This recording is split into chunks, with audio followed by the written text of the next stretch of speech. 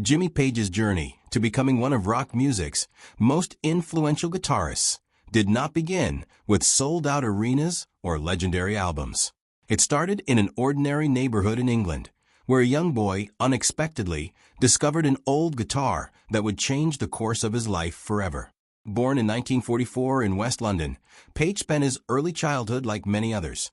But after his family moved to Epsom, Surrey, an abandoned Spanish acoustic guitar was found inside their new home. No one knew exactly how it had ended up there, yet that forgotten instrument quietly became the beginning of an extraordinary career. At first, the guitar attracted little attention. It remained untouched until curiosity finally led the young Page to pick it up. Around the age of 12, he learned a handful of simple chords from a school friend. Those first lessons ignited a passion that quickly outgrew anything his friend could teach.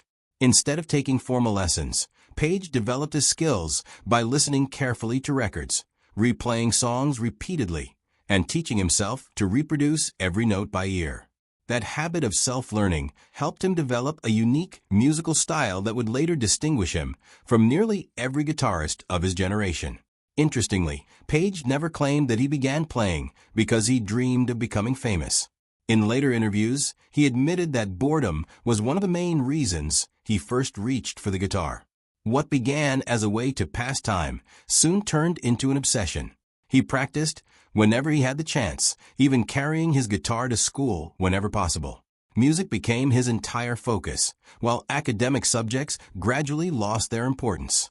His teachers were far from impressed. They frequently confiscated his guitar, believing it distracted him from his studies. Some educators openly doubted that playing music could ever provide a stable future. Rather than discouraging him, their criticism strengthened his determination.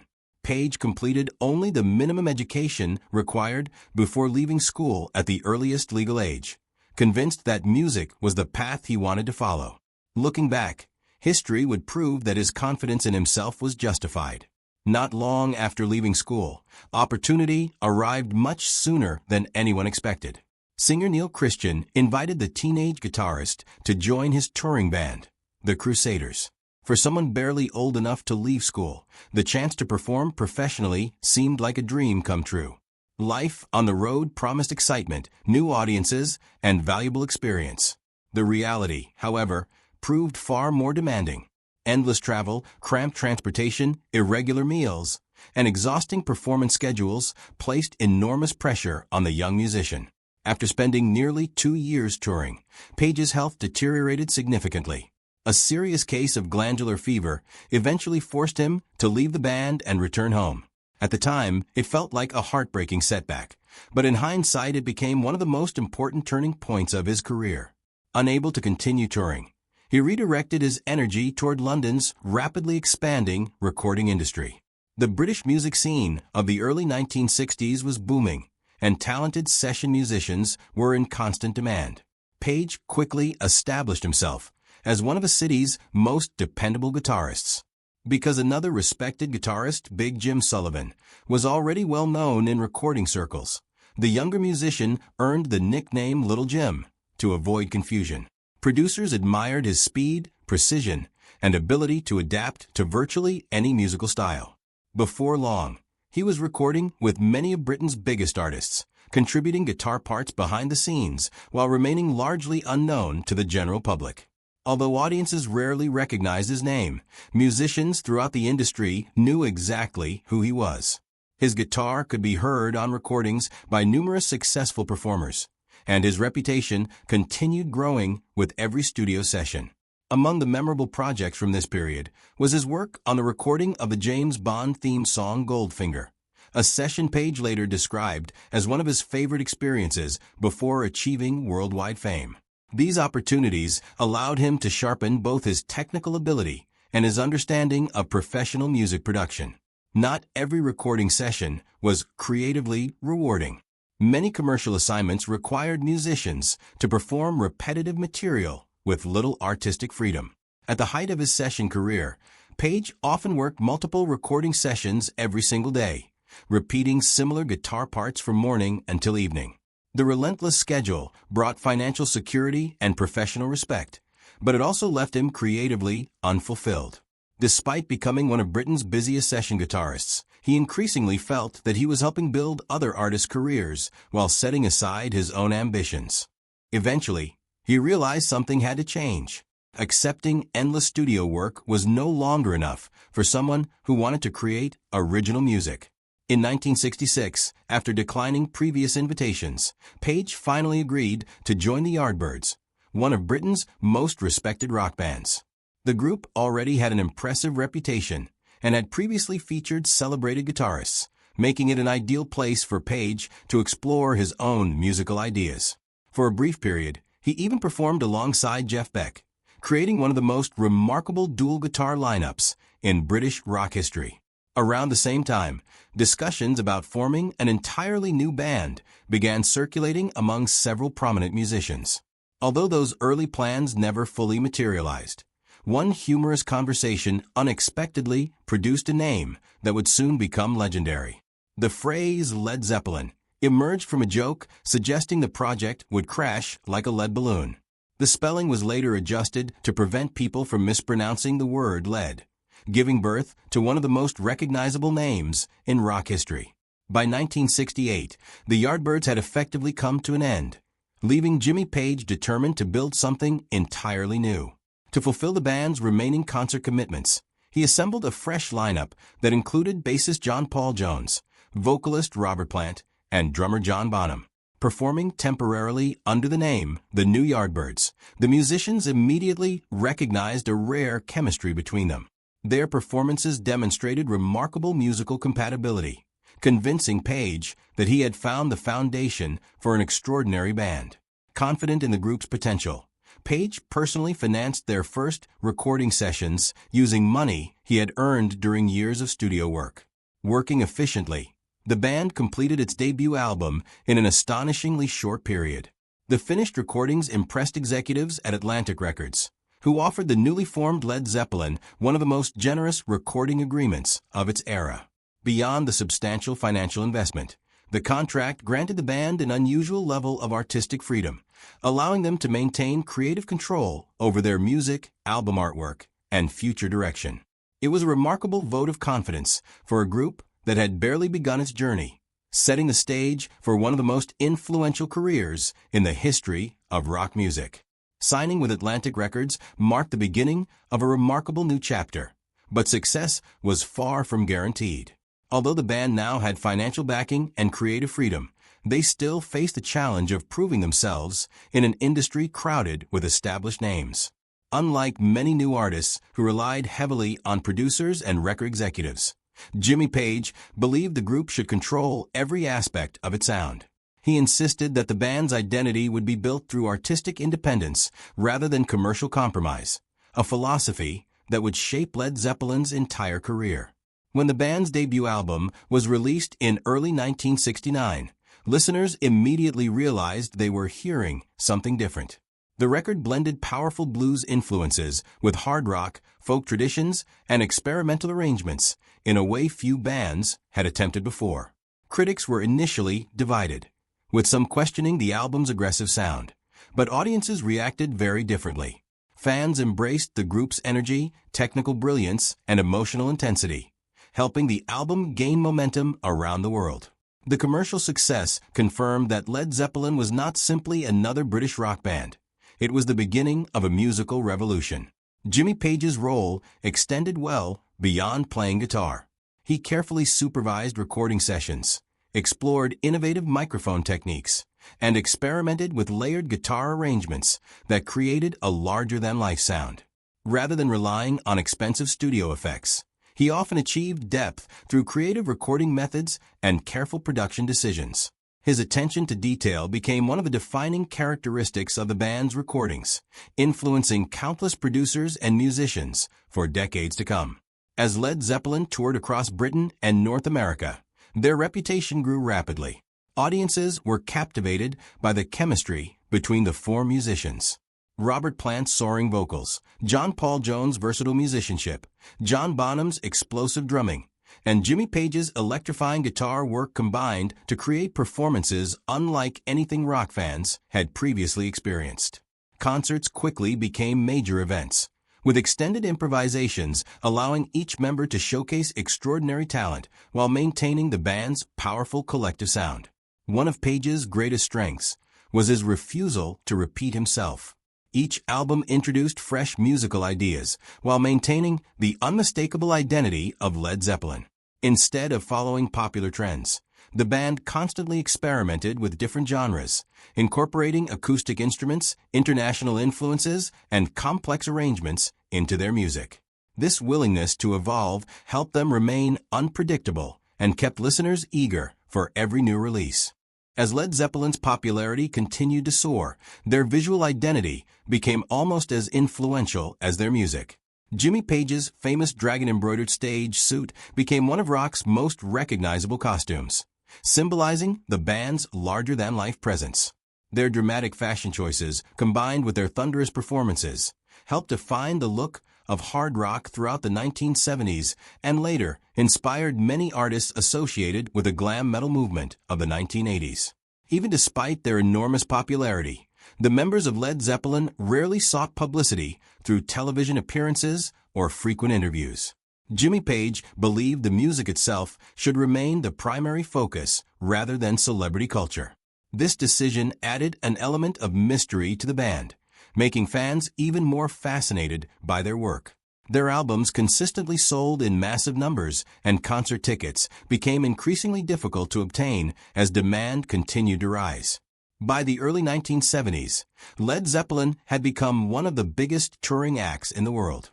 Their concerts filled arenas and stadiums across multiple continents, generating record-breaking attendance and revenue. Unlike many performers who relied on carefully scripted shows, the band embraced spontaneity. Songs often stretched far beyond their studio versions, with extended instrumental passages giving each performance a unique character. Fans understood that no two concerts were exactly alike, making every live appearance a special experience. Jimmy Page's guitar playing became legendary during this period. His use of the violin bow on the electric guitar created haunting, atmospheric sounds that audiences had rarely witnessed before. He also mastered the famous double-neck guitar, allowing him to perform complex arrangements live without changing instruments between songs. These visual and musical innovations became iconic elements of Led Zeppelin's concerts and further strengthened Page's reputation as one of rock's most inventive performers. As the band's fame expanded, so did the pressure. Constant touring, endless recording sessions, and worldwide attention demanded enormous physical and emotional energy. Nevertheless, Led Zeppelin continued producing critically acclaimed albums that achieved remarkable commercial success. Rather than allowing popularity to limit their creativity, they consistently challenged themselves with ambitious compositions and bold musical experimentation. Jimmy Page's leadership remained central throughout these years. Although every member made significant creative contributions, Page's vision helped guide the band's artistic direction. His commitment to excellence, combined with his willingness to take creative risks, allowed Led Zeppelin to build a legacy that extended far beyond chart success. By refusing to compromise their artistic standards, the group established itself as one of the most influential rock bands in music history.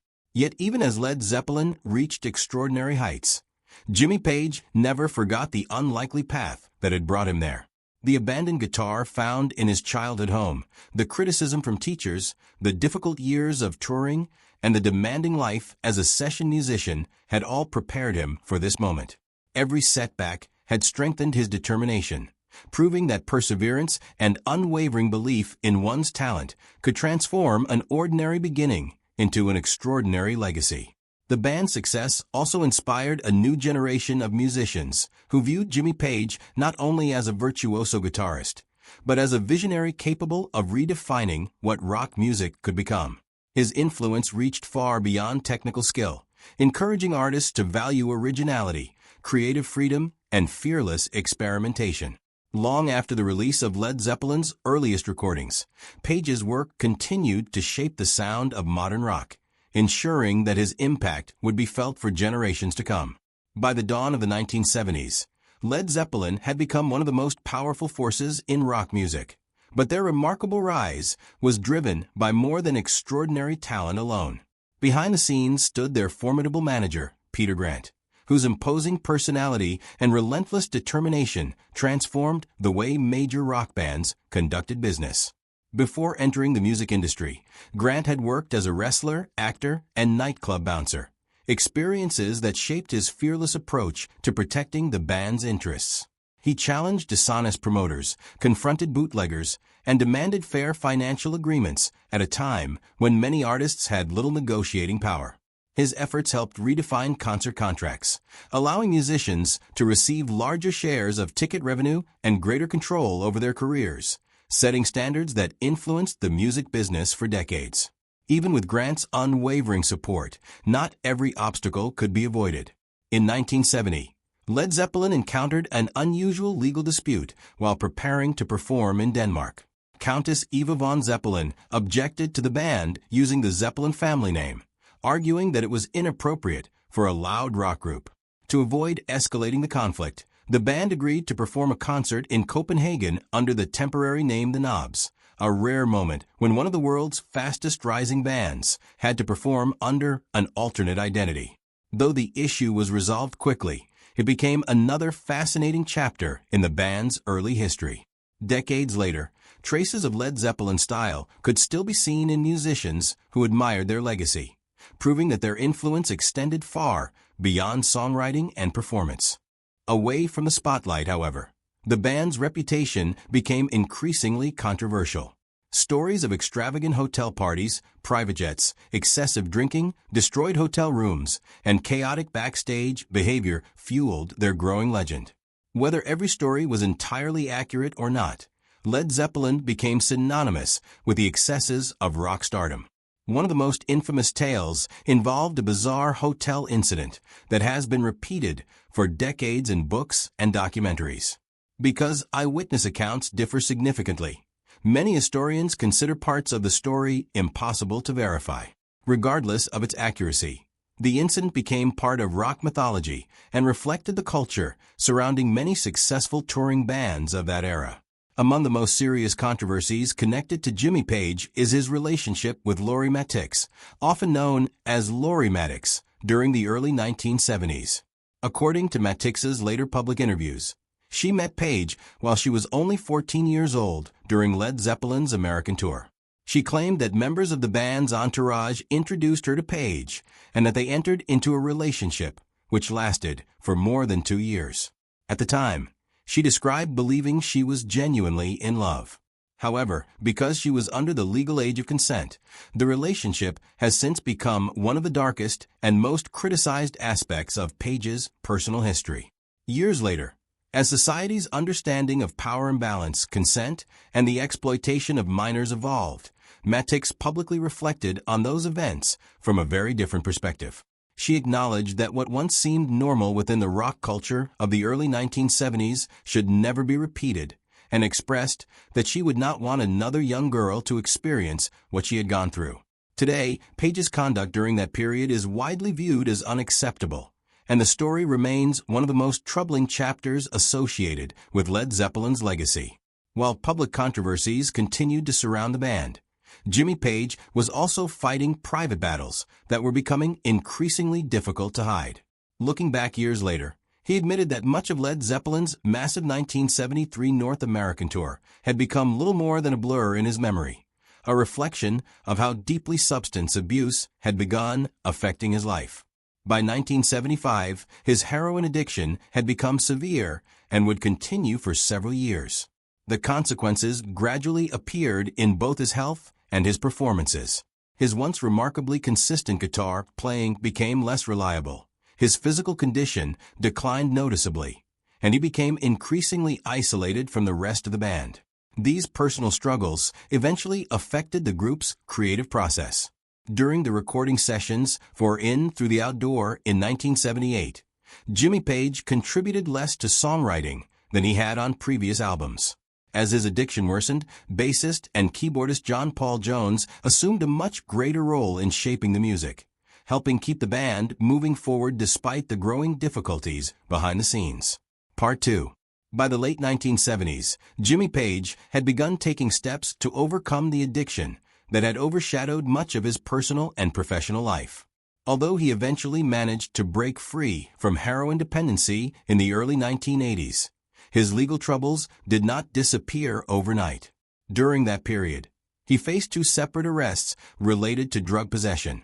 The first occurred in 1982, followed by another in 1984.